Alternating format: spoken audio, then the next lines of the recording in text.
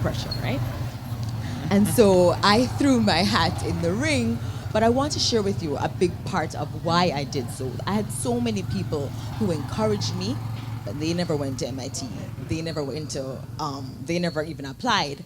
But I remember when I was in grade 10, I had a teacher who was in his gap year, and he applied to MIT.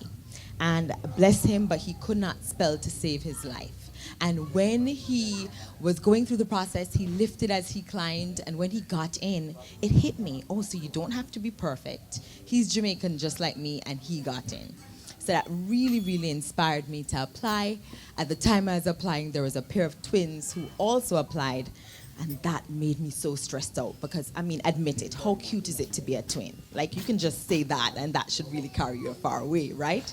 But as life would have it, I was successful, and I was also successful as the only person to get into Princeton University at the time I applied.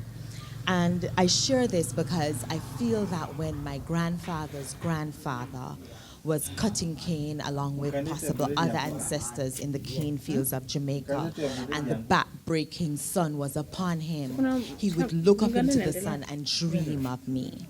And he persevered because of me. And hi beautiful people, welcome back to my YouTube channel. I'm called Irene. So Ita, thank you for stepping by and clicking to this channel. You know, I love you so much for your support. Love, liking and commenting is what I love about you guys. You are so loved here in the village. Yeah, so today I'm gonna take you to Jamaica, and we're going to be talking about AYANNA Samuels. She's a young woman and who studied space. She's a space. Yes, and we're going to be talking about her. Guys, like, comment, tell me where you'll be watching from, tell me if you're happy about this video, and let's do this.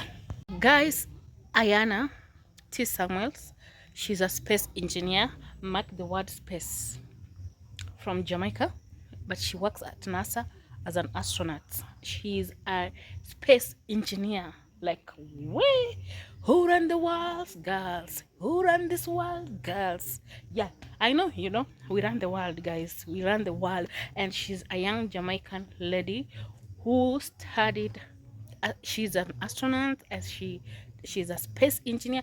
You know, recently I was watching the when those people, what's their name, who had gone to the space. When they came back, and I went through, I needed to learn something, and it got me so interesting, so interesting. But again, I'm so proud of AYANNA Samuels. You know, they're courses that they're not meant for everyone. You know, they're not meant for everyone. AYANNA T Samuels was born in Jamaica. She was raised in Jamaica. She got her education in Jamaica, and her story is just inspiring. Like, guys, is inspiring, like, to many young girls, or to many women out there. Her story is very inspiring. So guys, AYANNA Samuels, with her mom, together with her mom, they left Jamaica, heading to the USA. She was going to study at the NASA, you understand, to study for her career, the career that she had chosen. And upon reaching Boston Airport, you know, you have to go through that process at the airport. So they had to recheck her bag. You have to go through the process. You pass the process. So during that time when she was at the airport, at the security checking area, she gave out the booklet to the police officers. She mentioned that she was going to Jamaica. She was coming from Jamaica, and she was going to Boston. But the security didn't have no idea that this lady, she was going to study, she was gonna study, she was gonna be studying a career involving space engineering. You understand? So when she mentioned to the security personnel or security guard at the airport that she was coming from Jamaica, and they had already checked her luggage, what they did, and something that shocked her, probably with the mother, because the mom was with her, they looked at her and started rechecking her bag again, her luggage. They started again. Why? Because they believe like if you're coming from Jamaica, there's that bad stereotype that if you're a Jamaica or you're coming from Jamaica, you do drugs, you're peddling drug, or they'll say they'll just pin you onto something. They'll just pin you down. They'll just say like you're doing this because you're coming from Jamaica. You understand? So it was very, very weird, and she was so shocked. Like that's something that happens. Like it literally happens, but it really happened there at that moment when in her mind there was so much that was going through her mind. She was excited. She had been now chosen to go and study for what she wanted, her career, and now this security, they just want to belittle her. You understand? She was really, really shocked. So they had to recheck her back again because they believe that she's a drug peddler. She even does black drugs, something that was so weird. You understand? Something that got her upset, and I'm also upset. Welcome to Wisifon 2019, where there are lots of discussions about the ethical considerations to build a fair and equal information and knowledge society. To discuss this big theme, I am joined by AYANNA'S, aerospace engineer, international development professional, and gender advocate. Ayanna, thank you very much for talking to us today. Thank you for having me. It's an honor.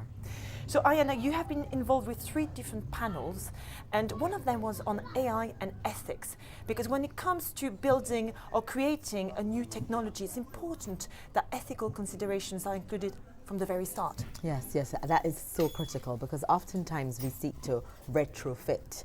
We consider whether the ethical realities are as they should be, and even worse, it can be after there's a faux pas. And we say, wow, we didn't realize that this is something we ought to have considered. The conversation now, especially around AI, is when we are building such systems, what are the ethical dimensions we should take into account? What are the data privacy concerns we should ensure we treat with? And I'm very pleased that the discourse that has been happening, that has been a very formative part of what people are considering in how to ensure AI stays ethical and remains a tool that will enhance technology and our goal to be connected rather than be adverse to that. And I spoke about the progress the Caribbean is making in this space. There are many countries that have their data privacy laws intact that are discussing now how to infuse that within the private and public sector, and the needle is moving forward quite positively. Now, another panel you were involved with was to do with the intersection of gender and disability. Because quite often there are many issues going on in someone's life that will stop them from being able to access technology, for instance, to enhance their lives. So tell us more about that. And I'm so happy you brought that up, because when it comes to bridging the digital divide, the conversation has been very technical and economic, almost like a 2D perspective at best, sometimes just 1D. But it's really a 3D, 4D conversation, because many people present with multiple forms of social disadvantage. There are many people who have disadvantages or disabilities that we can't see, cognitive, sensory, etc., that really affect their ability to, shall we say, be a part of bridging the digital divide. And so if I were to give you an example, in research we have seen there are, let's say, people who are blind, and for these individuals it is critical that if they want to take the bus, that the stops are announced. And when that doesn't happen, it becomes a very anxious experience. And there are situations where it will happen, that the announcements are made, and it won't happen. And so they feel that that's not a mode of transportation they can rely on. But the alternative of taking a taxi for women as a single woman is not something that the participants who spoke with us felt was safe or affordable. So there are 3 things that come to mind there. There's gender, there's socioeconomic status, and there is disability. Are we doing enough for that community to ensure that simple fixes, like ensuring that public transportation systems all announce their stops, are in place? And it's easy for that to be forgotten. Oftentimes they're not a part of the conversation when we're developing solutions. And my motto is everybody who will be affected needs to be at the discussion table when we are envisioning such systems. So that intersectional perspective must be incorporated in seeking to, shall we say, truly bridge the digital divide. And who can help with this? Government, private sector? I mean, who are the key players to address this issue? Everybody has a stake in it. So it depends on what we're seeking to do. If it is something like public transportation, then you'd imagine it would be much more government, public sector. But oftentimes we enter into contracts with private sector companies to outfit the buses, etc. So everybody then has to have a seat at the table. That includes members of the community of people with disabilities, as I would have mentioned. They're very vocal advocates in that space, but they're often not necessarily told that these meetings, these initiatives are being planned, and as we said before, not necessarily at the time it should be. And so now there is a strong push for us to remember that there are intersectional realities. I myself, I'm a black woman, I am from a developing country, and when people look at me, the first thing they don't tend to see is a rocket scientist. And so I have lived that life. I know what it's like to feel like your voice isn't heard. And so I am very passionate about ensuring we remember that many people have an intersectional reality, and that must be taken into account when considering not just access to ICTs, but whether people can afford it and whether they really can incorporate that which exists into their lives.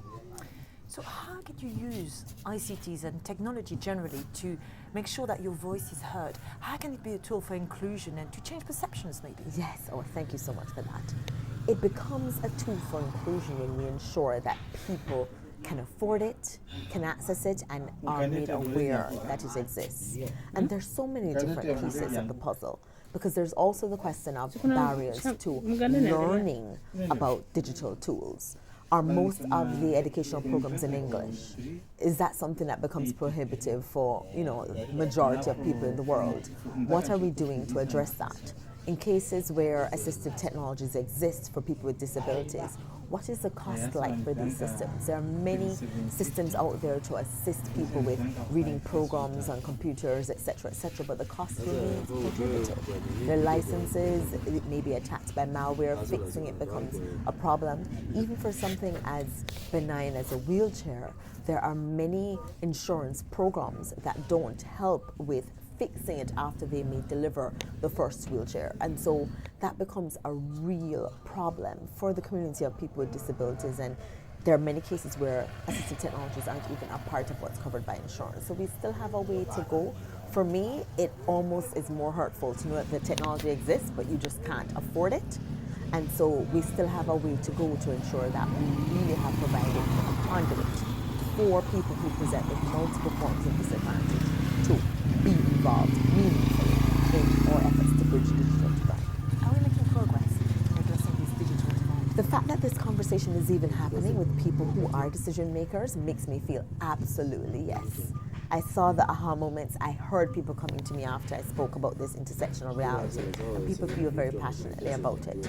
I'm very proud that WIS has had many members of the community of people with disabilities on panels, not just in the audience. So we are making progress. However, time is ticking away. The rate at which we have been moving needs to be faster, and we need to apply public pressure on companies making these products, or let's say governments, to provide incentives for the community of people with disabilities to be able to afford, even if it means, shall we say, helping to bring the cost down for specific segments of people.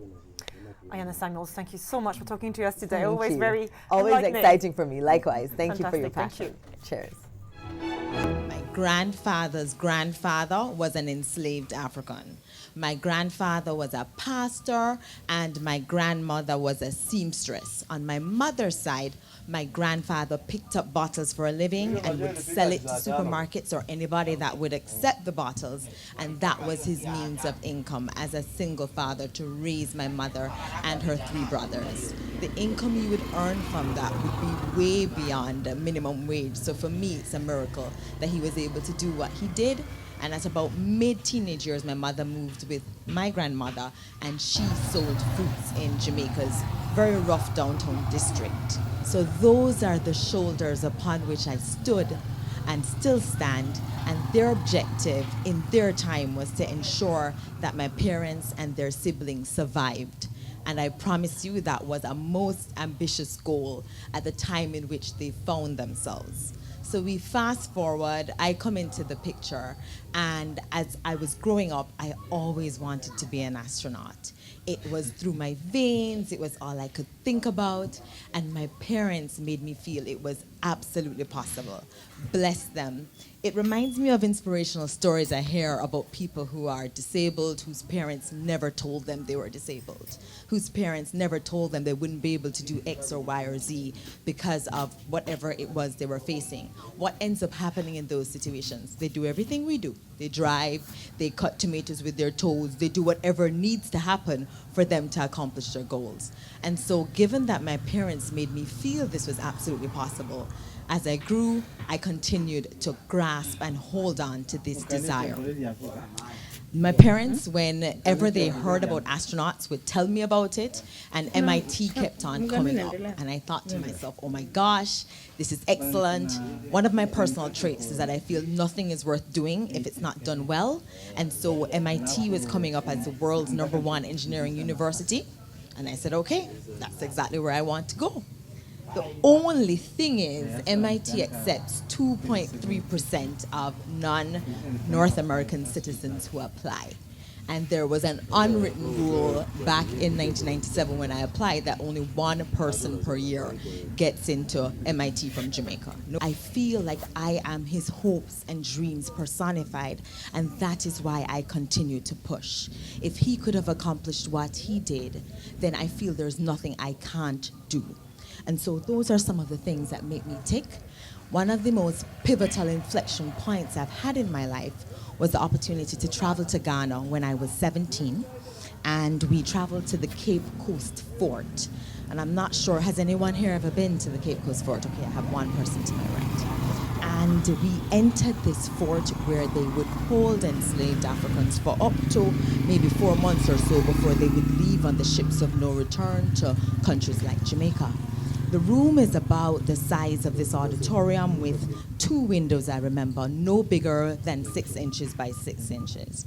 And once I stepped into the room, there was still a line on the wall, maybe about, let's say, a meter and a half horizontally where excrement came to. And I just want to keep it real with you, right? There was still a scent I could smell nearly 200 years after my grandfather's grandfather's grandfather would have been in the room. And I said to myself, what tragedy must it have been for someone to have to stand there, remain there for 4 months amidst excrement? You don't get a seat, you don't get a bed. And so when I reflect on things like that, I'm so inspired to be not only the best I can be, but to lift everybody else up as they seek to climb to fully self-actualize. So with experiences like that in my knapsack, once I got to MIT for the first time I was tested. I come from a country that already has had someone looking like me as a prime minister, but no, I was a whole different face. I was the only black person in the aerospace class of 2002 for undergrad and for grad school, and I will remember it was August 16, 1998, bright-eyed, bushy-tailed, heading off to school. I didn't own any sweaters, so I stopped in New York first to buy my first sweater because Boston is a little colder than Jamaica. And the customs officer held back our bags as Jamaicans. My mother and I were traveling. If you're Jamaican, you're more than likely a drug dealer. That was the story then, that's the stereotype then, and it's still a stereotype now. So he was going through our bags looking very excited, like he knew he was going to find the cocaine, and then he'd be able to retire and perhaps live in Jamaica for the rest of his life. In looking through my bag, of course, no cocaine was found, but he found my orientation booklet for MIT. I promise you, all the blood shifted from his face. He looked like he had seen a ghost. And he said, "You applied to MIT? You're going to go, you know, it's really hard, you know. Why didn't you apply to a state school in New York?" It wasn't a rhetorical question. It was as if DNA tests had been done which confirmed that the black brain could not hold up to any standard that MIT would hold, and he wanted to save me the embarrassment before going off up north to Boston. And in that moment, I was very thankful that I grew up in the setting I grew up in, but I also made a personal commitment to myself to ensure that I succeeded, because as the only Jamaican in my year going, I felt like an ambassador, not only for Jamaicans right now, but for people like my grandfather's grandfather. And so getting there, things of that nature would continue. I'll give you one more example. 6 years into my tenure, I was walking one day along the corridor, and a member of the janitorial staff thanked me for picking up the bag yesterday. And I said to her, I'm not so sure what you're talking about. She said, you're the new janitor, right? And you picked up the garbage bag from the room. Thank you. And I said, no, I'm a student here. I go to school here. And she looked at me like, oh my gosh, she only started working one day now, and she's already hallucinating that she's a student. And so, you know, those things really serve to drive me. And as I continue with my tenure, I learned that astronauts have their area of expertise, and they contribute that expertise to missions. And so I committed to finding my area of expertise, which for me was how aerospace technology, like satellite communication technologies, can exist in a symbiotic relationship with other ICTs to bring access to basic human rights for those who suffer the most. And I have a consulting practice where I do that now, and I have continued to seek to reach the unreachable. I think that our reach must always exceed our grasp, so that we have to come out of our comfort zone to achieve that which we want. Along those lines, even in coming to WSIS, I was so inspired about being able to come last year that I wanted to come back. I know that this is a mecca for anyone interested in ICT for development. And the budget would have been about $4,500 to come here from Jamaica. I didn't have $5 of that, but I set about to crowdfund my being here. Did I get many more no's than yeses? Did I hinge on the line of not having enough time to apply for my Schengen visa? Did I apply for it in faith before getting all the money? Absolutely yes. But thankfully it worked out, because I think about the things that my ancestors went through and that this pales in comparison. Similarly, you'd have learned, I learned to swim at 36. I decided I was going to be a triathlete. And the Lord swam with me in open water as I did my first triathlon in 2017, but it happened. And it's just an example of being your best self. I'll leave you with a quote or an understanding of how the lobster grows. The lobster, as you know, has a very hard shell. And when he's growing, he gets to a point where the size of his shell becomes very, very, very uncomfortable. He then goes under maybe a larger sea creature or anything he can find, and he releases that shell, and then he gets a bigger shell. In order for us to grow, ladies and gentlemen, we must exist on the fringes and outside our comfort zones. But we must also encourage others to do so. That man who taught me when I was in grade 10 didn't spend 50 cents in his inspiration of me, but he made me dare to dream the, in my mind, inconceivable 2.3%. And so I want us to encourage ourselves to always be that lobster. Always be willing to be uncomfortable. If you're trying for something and it doesn't seem unachievable when you first start, you're not dreaming big enough. Make sure that your dreams scare you and reach for them and encourage others to always do the same. I thank you as we all enrich our inner lobsters. Cheers. So guys, I hope you have really watched that video. Guys, I'm here waiting for you to tell me what you think. Ladies and gentlemen, my black sisters and brothers, wherever you are touched, whether in Africa, Australia, United States, Jamaica, or across the, you know, we blacks, we are global. You know, we have seen that lesson. We have seen her herself testifying what she really did, what she really went through at the airport, Boston airport. And you have heard her saying, like, when she gave out the booklet, her booklet, her orientation book, and upon the security, upon saying that, they were so shocked, and they were also willing to give her more advice. They couldn't believe that a black woman from Jamaica was going to start at NASA, that she was gonna be becoming a space engineer. That's how they look down upon us. That's how they see us as black people. They just see us nobody. They believe that we cannot even conquer this world. They believe like we don't suit in certain positions in this world. You understand? This is a young Jamaican woman being followed by her mom, escorting her or taking her to Boston, to the United States, to further her studies. And these security guards at the airport are trying to belittle her. You know, when you hear someone saying like, I'm coming from Kenya, you just see like Kenya is poverty. Kenya smells poverty. No, we are learned. For those people who cannot even afford, for those people who do not, who can't afford education, sometimes it's because we lack school fees. If I had school fees, I would have gone to college and did what I wanted, what I was looking forward as a career. You understand? But I did not have school fees. But now the opportunity has knocked Ayanna's door, and she has been given that. The door is open, and she has been given that opportunity to go to the United States and study at NASA. In some security at the airport stands her there trying to recheck. It was just out of her pleasure, out of her interest, out of her good heart.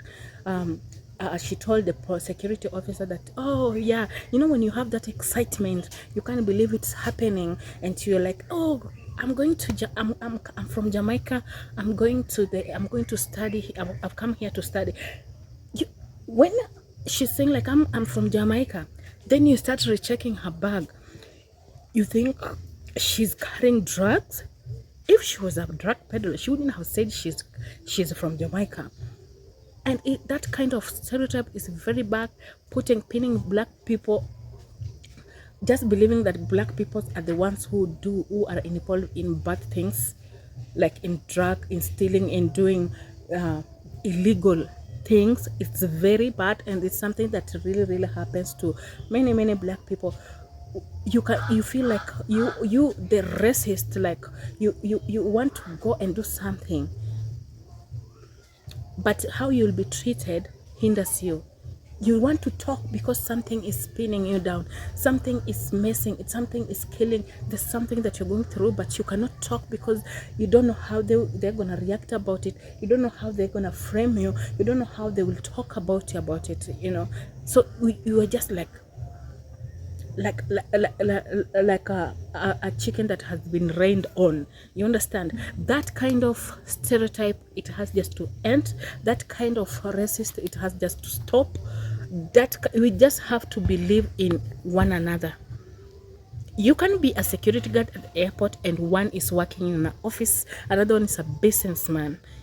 It doesn't mean that everyone has to be like we must be having that kind of racist wherever ever we are going. As black people, you have to be very free. We are just human beings, and we are same. We are learned, we are schooled, we do not lack information, we are informed, you know. It's just that everyone has their own that moment, like that kind of behavior that is happening across the world, racists pinning black people, looking down on black people. It has just to stop, and we just have to spread love, peace and unity in this world. You know, watching such revelations, when people come out and talk about the experience, even if they are sitting at the helm of their perfect jobs, when they come out and tell us about what they have experienced to get to where they are, this kind of experiences, this kind of what people have gone through, you can see what Ayanna T is talking about makes the world look bad. Yeah, it makes the world look bad, and that's really bad. Guys, I'm called Irene Soeta. Watch this video to the end. Keep on subscribing and put on the to get notified. Put on the notification button to get notified wherever I post a video. Kindly subscribe and watch the video. Let's support each other, and let us spread love. There's no love in the world, but you and I, we can start by supporting spreading love in this world. Okay, I'm called Irene Soeta. Till I see you when I post another video. Stay blessed, stay healthy. Love you from Kenya. Bye bye.